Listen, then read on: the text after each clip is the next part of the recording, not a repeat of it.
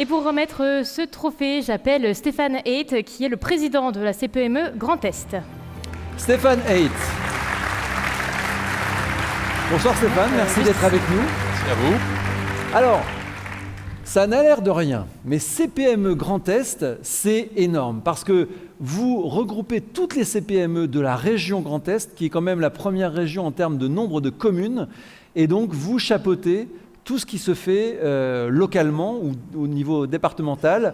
Ça fait combien d'entreprises? Est-ce que vous avez une idée du nombre d'entreprises que vous avez à votre charge? Alors, si vous voulez, déjà, la CPME Grand Est réunit 10 CPME départementales, dont la CPME Haute-Marne et la CPME Meuse. Les présidents sont d'ailleurs ici présents ce soir, Benoît Bien-Aimé et Philippe, qui était là il y a un instant avec la Chambre de métier, Philippe Tournois.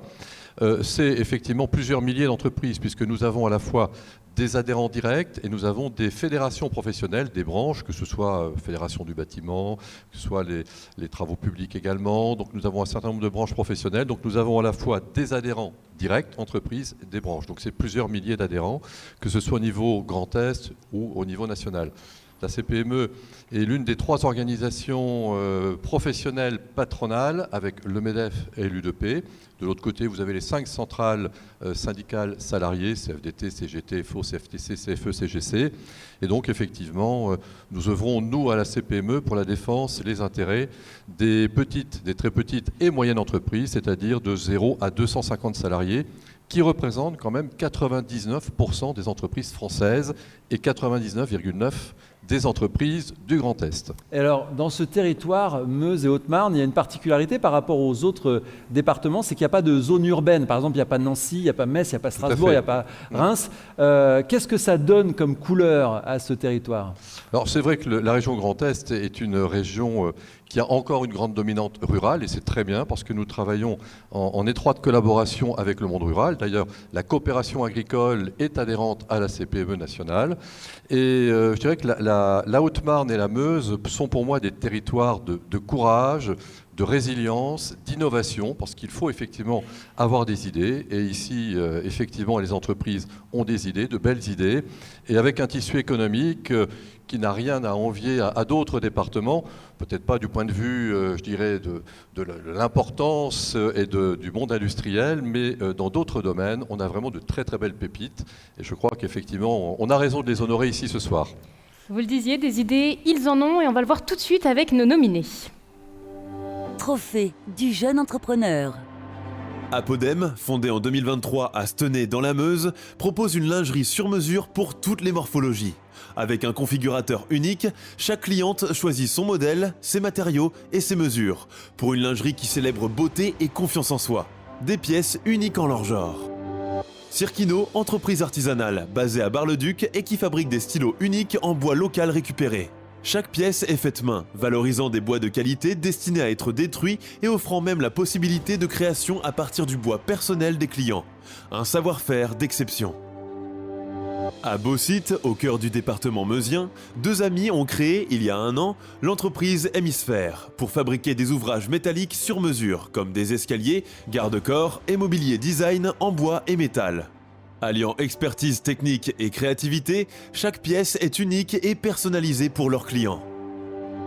Luna Inc., fondé en janvier 2023 à Saint-Dizier, est un salon qui propose des tatouages artistiques et réparateurs pour cicatrices, vergetures ou encore vitiligo.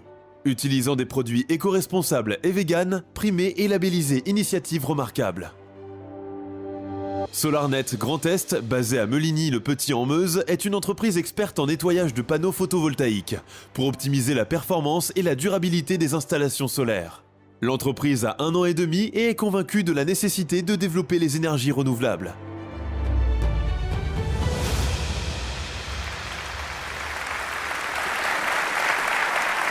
Vous le disiez, de l'innovation. Vraiment, toutes ces jeunes entreprises, elles ont ce point commun de l'innovation.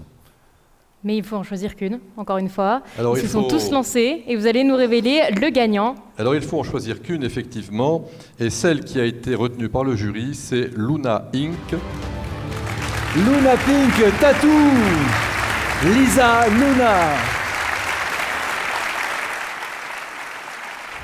Luna Inc., auto-entreprise fondée en janvier 2023, offre des prestations de tatouage artistique et réparateur, incluant le camouflage de cicatrices, vergetures et vitiligo, ainsi que la reconstruction en 3D d'aréoles mammaires pour les personnes ayant subi une mastectomie.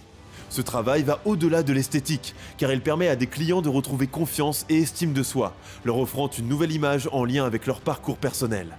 En intégrant des pratiques éco-responsables, utilisant des produits véganes et biodégradables, Luna Inc. montre également son engagement pour un tatouage durable et éthique. Première tatoueuse en France à recevoir le label Initiative Remarquable, Luna contribue à transformer l'art du tatouage en un véritable soutien psychologique pour ceux qui cherchent à se reconstruire par l'image, tout en respectant leurs valeurs environnementales.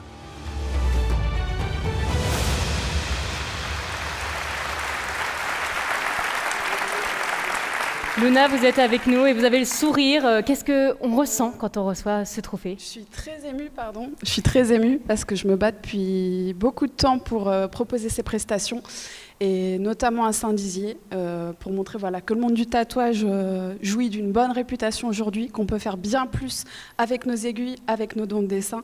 Et ça me fait plaisir justement de faire partie de Saint-Dizier et de montrer qu'on est un territoire moderne et qui propose aussi des prestations d'excellente qualité. Pardon. Justement, vous ne faites pas que du tatouage traditionnel, vous faites du tatouage réparateur. En quelques mots, pourquoi vous êtes tournée vers ce domaine ?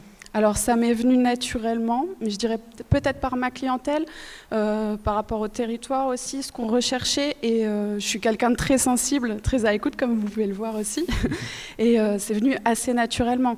Et si je peux le faire en tant qu'artiste tatoueuse, pourquoi je ne le ferais pas? C'est aussi ça. Et qu'est-ce que, j'allais dire vos patientes, mais c'est presque ça. Oui. Vous les considérez justement comme des patientes parce que c'est beaucoup plus que de l'art.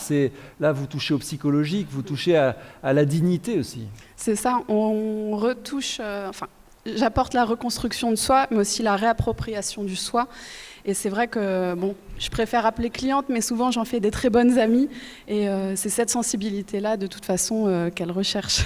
Et quand vous dites que vous avez eu du mal, c'est parce que c'est vrai, le tatou, c'est en train de se démocratiser, mais il y a encore une image un peu sulfureuse. C'est ça. Aujourd'hui, on ne jouit pas forcément encore d'une bonne réputation. Et mon but, c'était de casser ces codes-là en montrant que c'est moderne, qu'on est dans des normes très respectées, qu'on a des valeurs très, très propres à nous et qu'elles sont valables et qu'on apporte autre chose. Et avec des matières éco-responsables. Exactement, avec que des matériaux véganes. Aujourd'hui, dans l'art du tatouage, on a quand même l'accessibilité à que des produits très respectueux de l'environnement, du vegan, des consommables maintenant qui commencent à être biodégradables.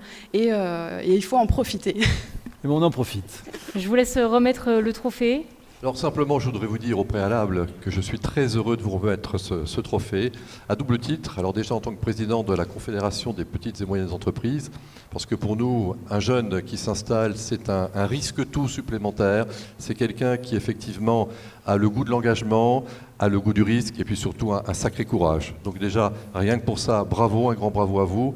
Et puis la deuxième raison est un peu plus personnelle, c'est parce que comme sans doute beaucoup de personnes ici, j'ai été touché dans ma famille, quelqu'un de proche qui a été effectivement atteint par le cancer du sein et c'est l'occasion aussi de faire un petit clin d'œil. On vient de terminer Octobre Rose et à toutes celles qui se sont engagées et qui se battent contre cette maladie.